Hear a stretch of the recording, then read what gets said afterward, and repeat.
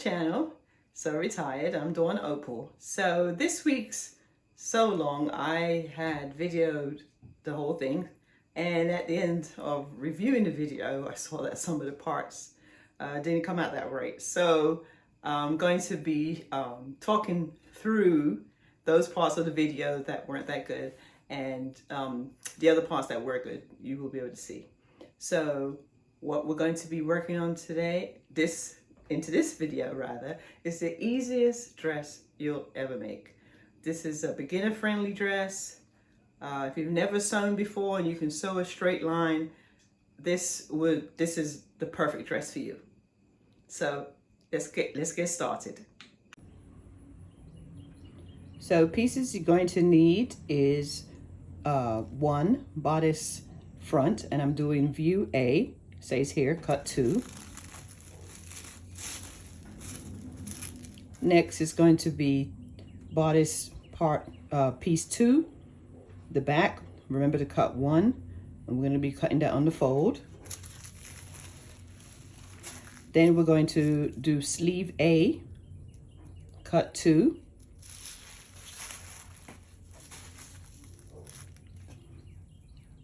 Sleeve binding, that's going to be number 4.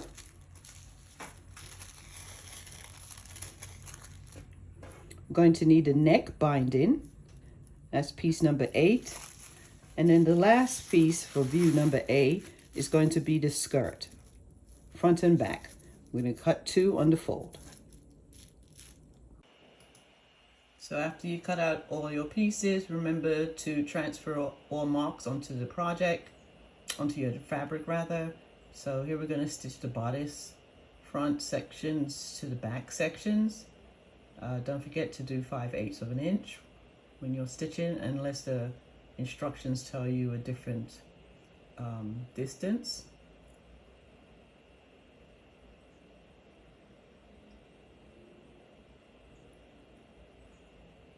Now after pressing out both sides to make sure everything looks nice and professional, after this stage right here, you're going to do the gathering stitches for the top and the bottom of your sleeves. Yep, I didn't pattern match. Gonna have to correct that. Yeah, which I did. I corrected, did the pattern matching. So don't forget to do the gathering, as I said before, for the top and bottom of your sleeves. And then you are going to start working on the cuffs. So the part where I put in the sleeve, that part didn't come out. So remember that the sleeve is pattern piece number 3, right? Remember to copy all your markings from off the tissue onto your pattern. And in the instructions, it's going to tell you to stitch 2 rows of gathers at the top of the sleeve and the bottom of the sleeve, right? So at the top of the sleeve, I'm going to show you here, I gathered. This is where we're going to do the gathering right here, right? Then you're going to put the sleeve right side to right side, okay? So this is how it would look. And then you would stitch from this side, go all the way down, all the way back over here.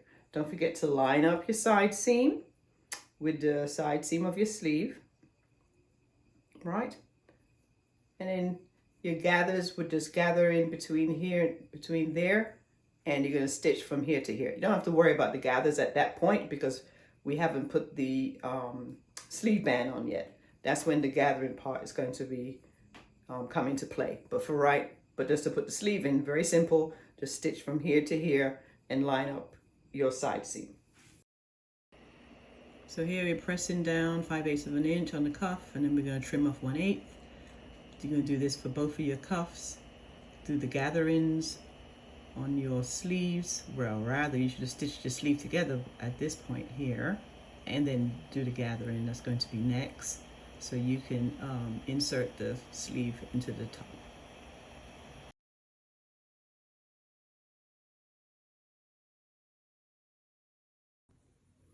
So here we're adding the sleeve cuff. to the sleeve. So you're going to gather in the sleeve to fit inside of the cuff. Don't forget all your markings that you have. Just pull 2 of the strings from the 2 rolls to make it either tighter or looser. As you're going around, adjust the gathers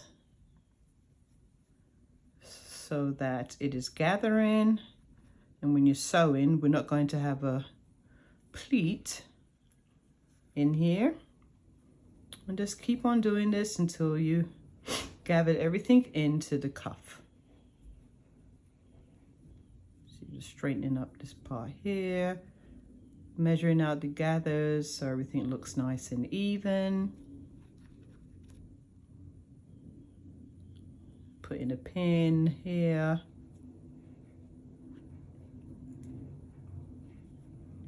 So I'm loosening up the gathers a little bit. Make sure that your seams are aligned right here. These are flat against each other. Seam lines are together here. Don't worry about these extra strings because you'll cut those off at the end once you've stitched everything together. Pin one side here, pin another side there.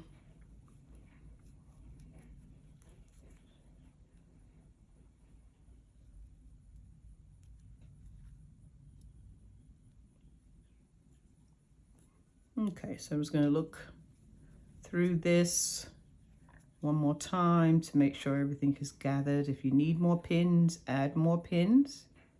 Or if you're using clips, add more clips. Make sure we don't have any pleats here. And that is all gathered, it's nice and smooth. It's a little bunchy here, so we're going to smooth that out a little bit. I'm going to add another pin here. To continue to look around. This is all nice and cuffed together and pinned. Now when you go back to your sewing machine to sew in the cuff band to the sleeve, we are going to stitch right in between these 2 lines. We're not going to go above it. We're going to stitch right in between these 2 lines here. And the reason why is that this will make this could be pleated if we want it to be right here, because you can always pull out this extra roll of stitching right here and it will smooth everything out. So go back to your machine now and stitch all the way around, but in between these 2 lines.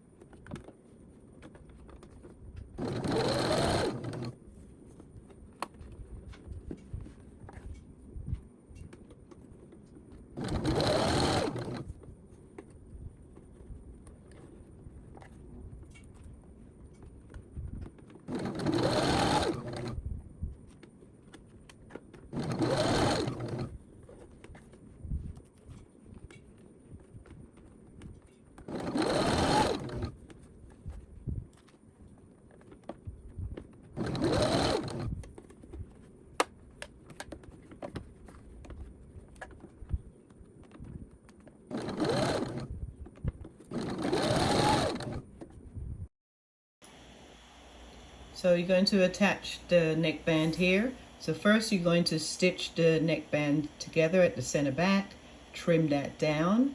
Then you're going to turn on the 5/8 of an inch on the unnotched end of the band, trim that, press it down, make sure everything looks smooth. Then you're going to pin it to the neckband on the inside, as you can see here. Now the instructions says to slip stitch, but I didn't slip stitch. I matched it up perfectly so everything could look nice and neat after I finished stitching it.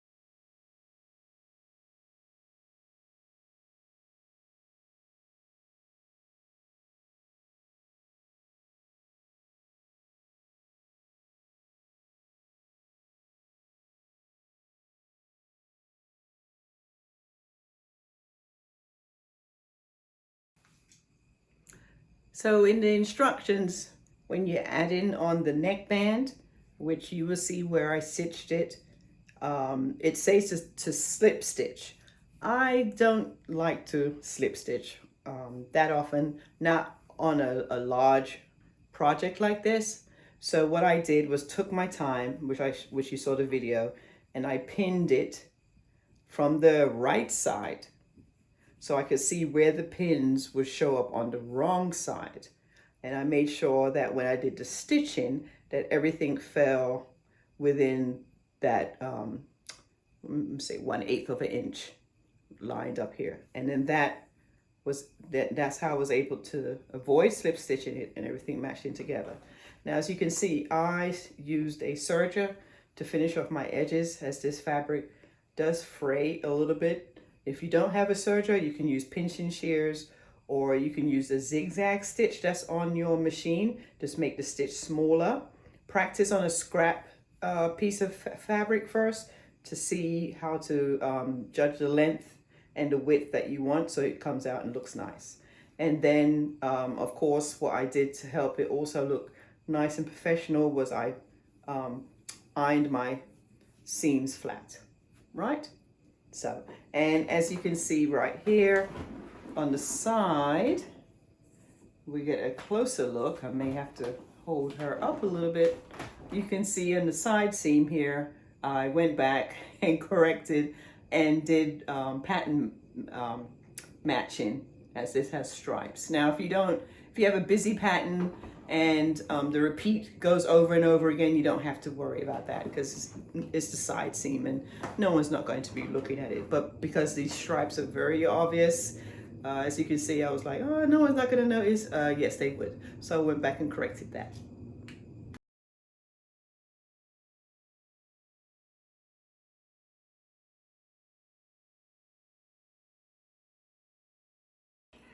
So here we are at the final, almost the final stage. You're gonna gather all the way around your waistband. Just take your time, make sure everything's nice and neat. You don't have any folds anywhere. And then you're going to stitch this to your bodice of the dress. See, I'm taking my time,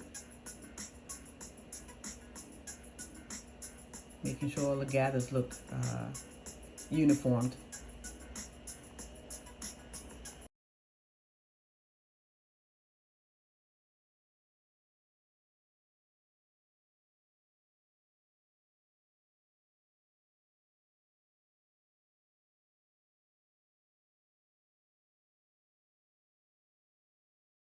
So the final step that I was able to video was the gathering.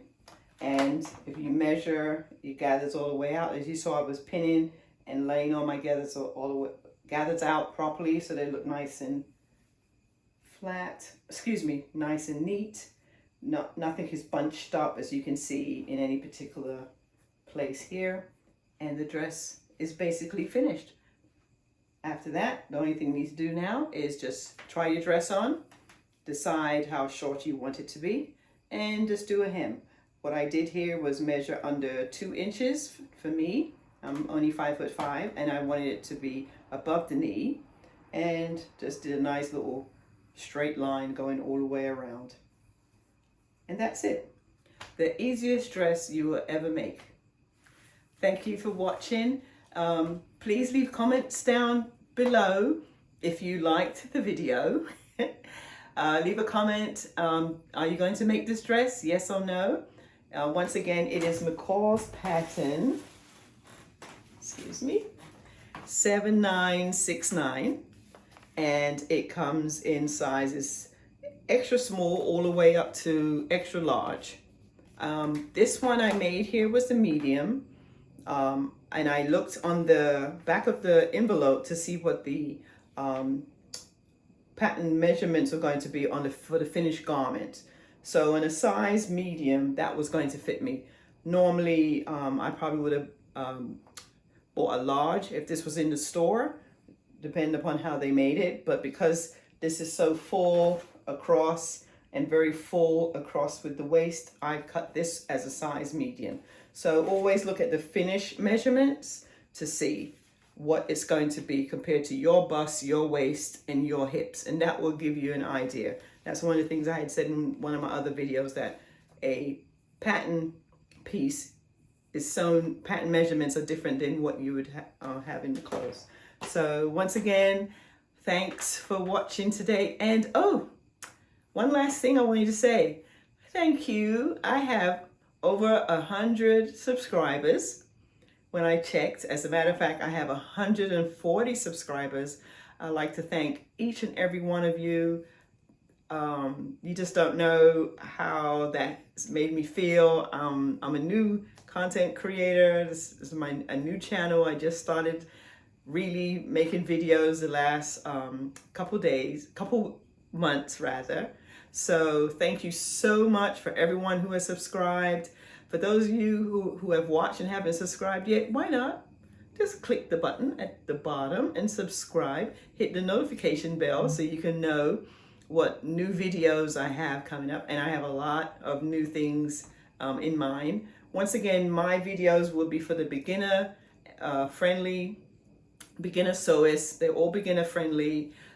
Something that you can make within 2 days, tops, maybe 3 days. If I do anything more advanced than that, then obviously I'll give you a heads up. But once again, please leave a comment in the below if you're going to make this, if you have made it, and what you think I should make next. Thank you. I appreciate you so much. Bye.